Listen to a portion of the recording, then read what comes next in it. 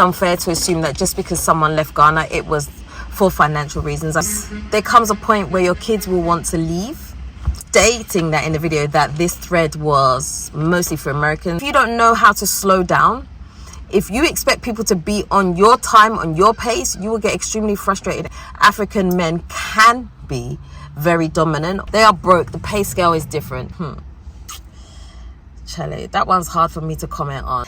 This is golden, and I'll tell you why. Hey guys, welcome back. I'm gonna put my chair back a bit. Oh, let's see. Oh no, I can't go back. Okay. Anyways, hey. So, I thought today would be a great day to continue conversation around moving to Ghana. And, you know, I actually came across this thread on Facebook and I thought it was very interesting. So I thought I'd turn it into a video because I felt like there were so many different angles and so many different perspectives that people had. So people were basically talking about the reasons behind why people leave Ghana. And, you know, I think if we ask most people would say, oh, someone left Ghana because it's usually down to finance. And while I do agree with that, that's not necessarily all the case. And so I went through this long thread and I just decided to write down, so I've actually got a list in front of me. I decided to write down all the different reasons why people went back. And a lot of these reasons I think are actually pretty valid. I think that it's unfair to assume that just because someone left Ghana, it was for financial reasons. I think that there's a lot of things that come up, and the reason that I wanted to talk about was because, you know, if you're in a position and you do have to leave Ghana, you know, I don't want you to feel bad that, you know, everybody's going to think it's because of finance, you know, you feel like you failed in some way. There are so many reasons why people get up and move on, and that's not just on the continent, you know, it could be everywhere. So this particular thread that I saw wasn't actually specific to Ghana, it was actually to Africa. But anyway, let's just jump in there. So I'm going to read through a few of them and I'm going to comment on a couple of these as I go. So the first one I got was family, because some of their family members hadn't moved to Ghana.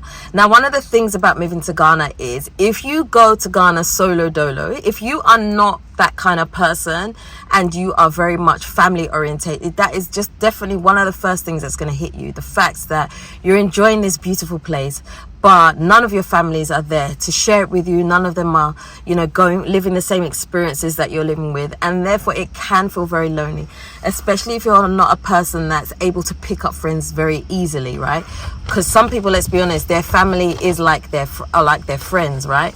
And so if you've left them behind and you're in Africa by yourself, you're definitely going to find that very hard hitting. And so this particular person was like, the reason they went back is just because they miss family. Sometimes it's grandchildren, sometimes it is their kids, sometimes, you know. And I will say that I feel like family is a tricky one, because even if you move to Ghana with your family, I'm talking about your immediate family, like your kids, sometimes there comes a point where your kids will want to leave, right? The kids may want to go to the West, or, you know, it's just like there's other opportunities that they need to explore which are not necessarily in Africa. And so you have to realize that as your children get older, there may be a chance that they'll want to leave, or perhaps, you know, they just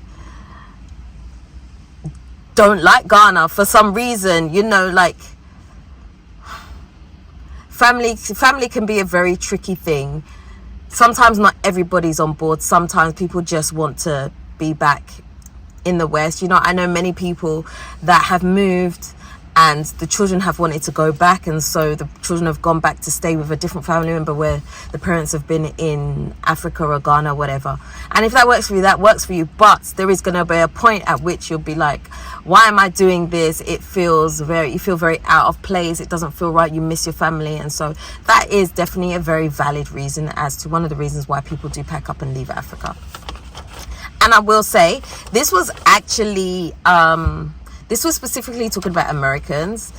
And the reason that I'm stating that in the video that this thread was mostly for Americans is because I feel like us from the UK, we sometimes have very different reasons, or it's not, the reasons that we have are not as, what's the word I'm looking for? They're not as, I can't find the word I'm looking for.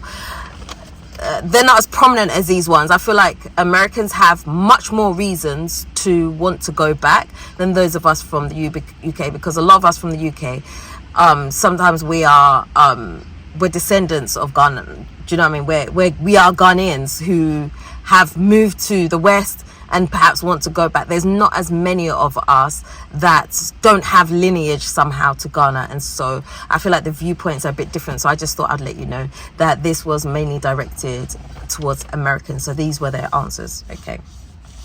Someone said, Africa will humble you if you're not grounded spiritually to reset your life.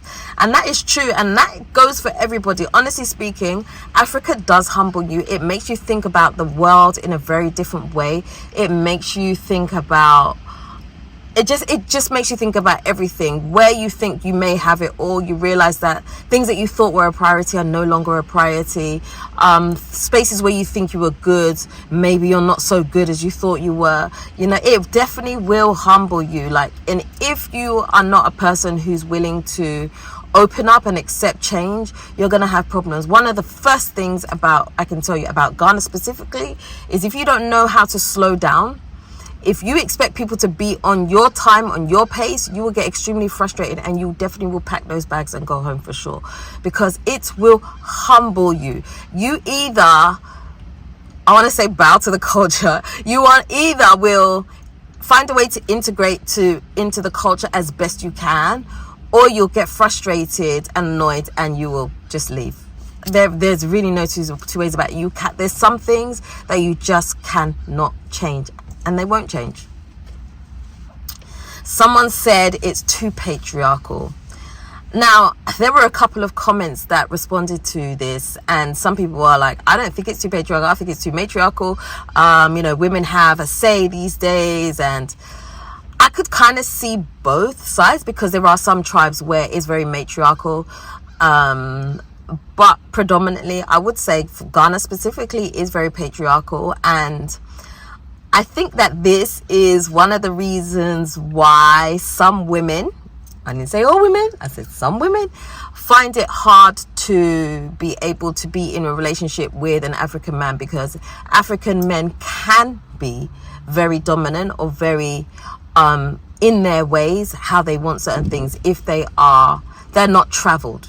Okay, so too patriarchal could be something, and that doesn't just mean in a relationship, that means in all your interactions. Okay, let's try that again, because I'm in the car, it's very hot, and so the phone keeps cutting off. But anyway, let's try that again. So yeah, I could understand the too patriarchal thing. Someone said they are broke. They are broke. The pay scale is different. Definitely the pay scale is very different. So obviously, if you move to the continent and you're moving because in hopes of finding a job, then your dreams are definitely going to be shattered, because the pay scale is very, very different. You know, you can earn a quarter of what you were earning in the West. That's just how it is here. So doing exactly the same job, maybe even more hours, you may even work harder for a lot less money. And sometimes the cost of living, it can be comparable to certain things in the West. So if that's what your intentions are, to come get a job and work and still live a Western lifestyle, you're going to be sadly disappointed, because it is not going to work. You definitely will pack up and leave. Someone said the colonization of Africa is very different to racism in the States. There's a subservient nature of Africans. I could get on board with that, honestly speaking, because I do feel like there is a strong mentality that Africa still holds on to, that the colonizers definitely did ingrain in the country.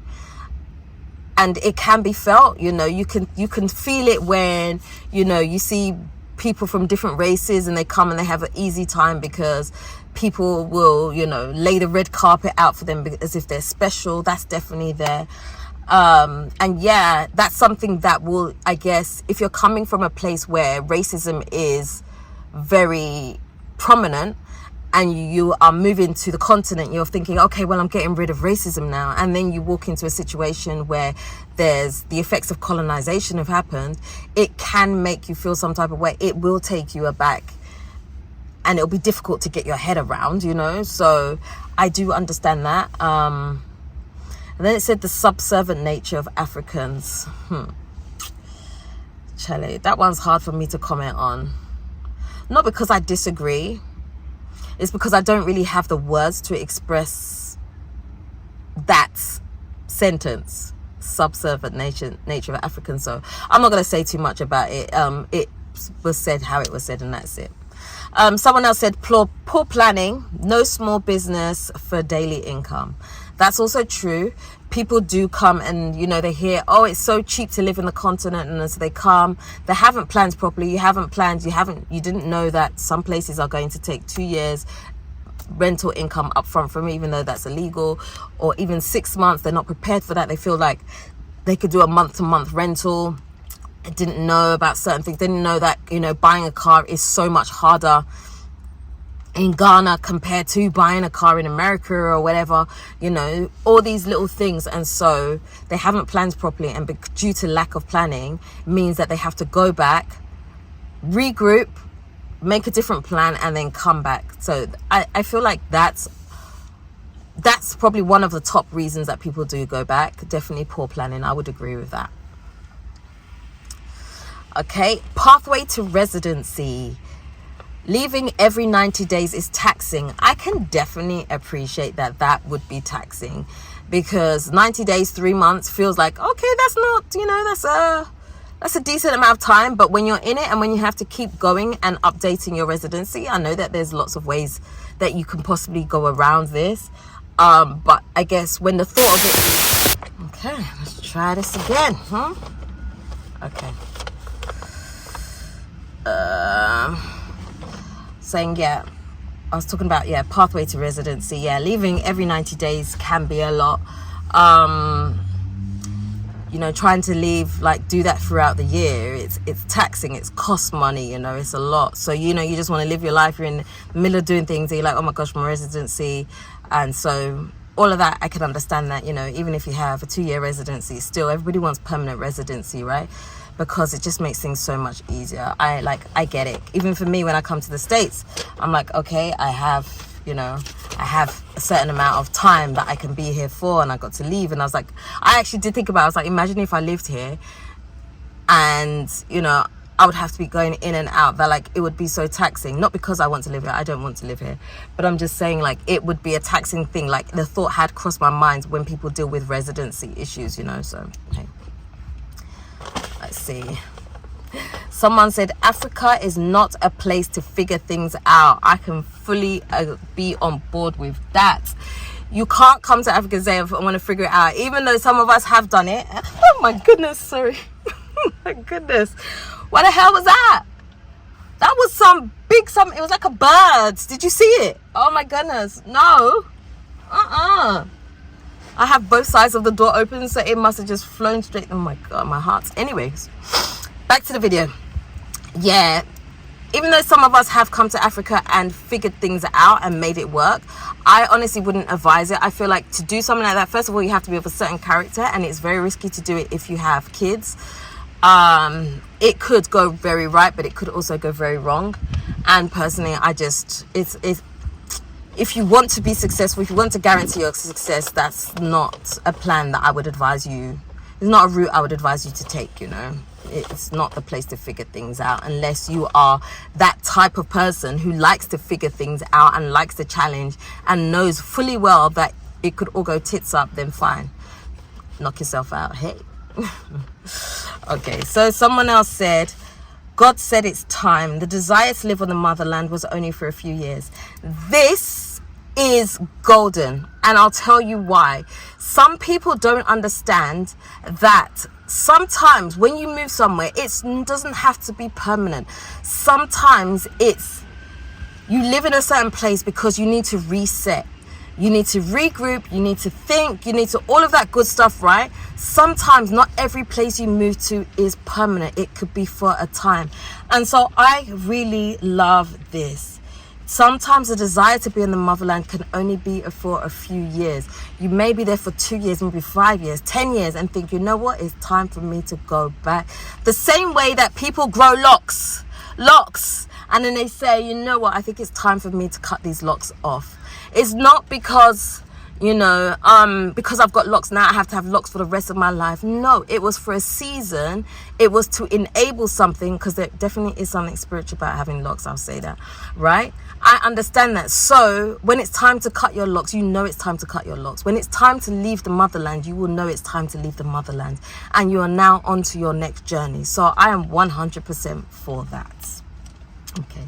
Someone said income, boredom, frustration over infrastructure, and lack of variety of quality vegan food. And they miss people who were not bound by religious ideologies. Now, I ain't going to address every single one of those points. That was just one comment someone made. They miss people who are not bound by religious ideologies. I get on board with that. You know, I've done a video where I've talked about religion, and I feel like religion has definitely been a stronghold in Ghana. It's very, very much a stronghold, and it's such a shame, and it's so hard. Okay. All right, because it is getting almost impossible for me to record now. It keeps on cutting. It's too hot, and I told you the house is shea buttered up. So I'm gonna just run through a couple of these things. Okay. Yeah, I stopped at religious ideologies. I can definitely appreciate where that stance comes from, because I do feel like we are kind of enslaved by religion, that it holds us back a lot. And I guess if that's something that you feel strongly about, the frustration is going to be there. So I could understand that. So loneliness, I've spoken about this before. Someone said healthcare, reliable internet, emergency services. I don't think any of us are unfamiliar to any of those. You know, if you do have health issues, then it's going to be scary being on the continent, especially if you don't understand how things work or where you should go if something happens. So I get that. Someone said not financially prepared. Another person said to give birth. I know many people that do definitely go back to give birth. I think that it's scary to give birth anywhere. I think it's risky to give birth in Africa. I think it's risky to give birth in the West. I think it's risky to give birth anywhere.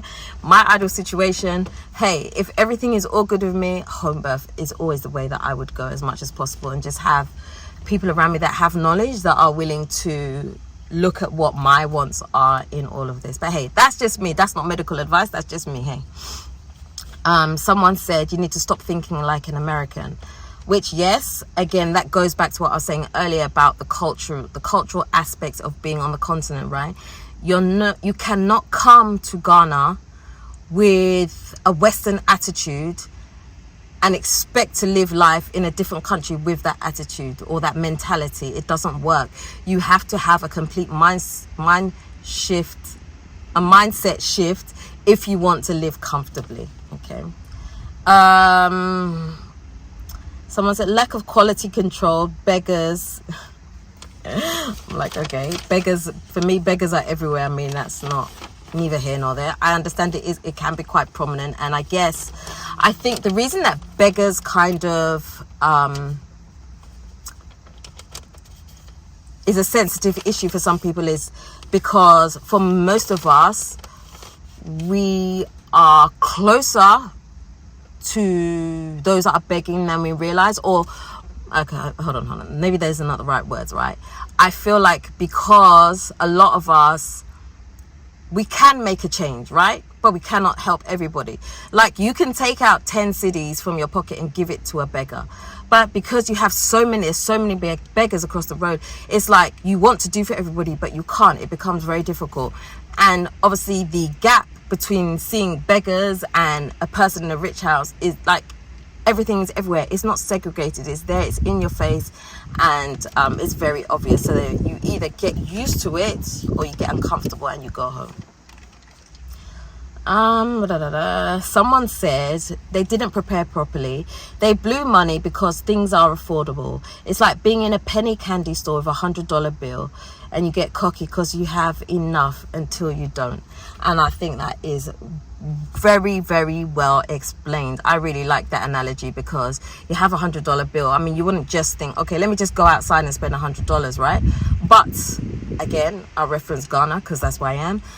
In Ghana, you can have $100 and you can easily be spending, oh, this is 5 cities, 10 cities, before you know it, you got to home at the end of the day, you spent the whole $100. You can't even account for what you spent it on. So that I definitely do agree with. Okay.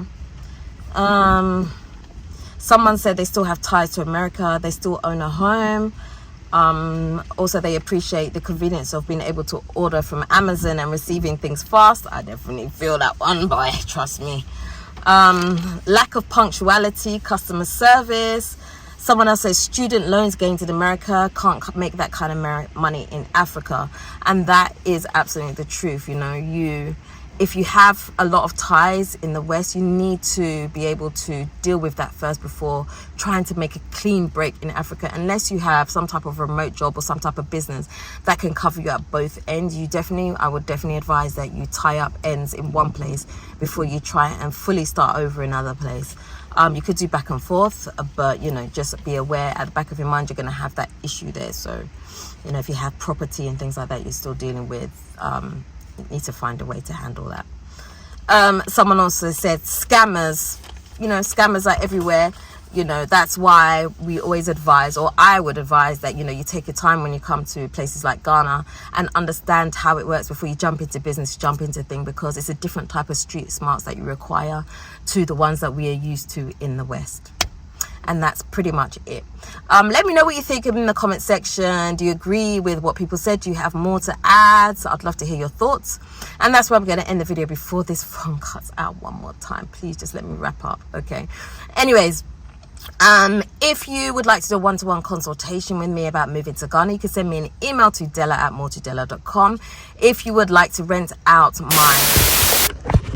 yes, of course, it would cut off one last time for me. Anyways, so I have 2 one-bedroom apartments that are available for rent for either short-term or long-term stay. If you are interested in any of those, you can send me an email to the same email address. Also, and someone said I should speak more slowly, if you would like to purchase some of my whipped shea butter from Fafa by Dela, Fafa means peace, then you are welcome to do so. I will put the link on the screen. It's also in the description box, or you can send me an email and we can sort you out from there. Okay, but that's it. That's all I have to say for today. If you haven't already subscribed to this channel, do me a favor, hit the subscribe button and the notification bell. Don't forget to also like, comment and share this video. Until next time, I am out. Niti Fafa.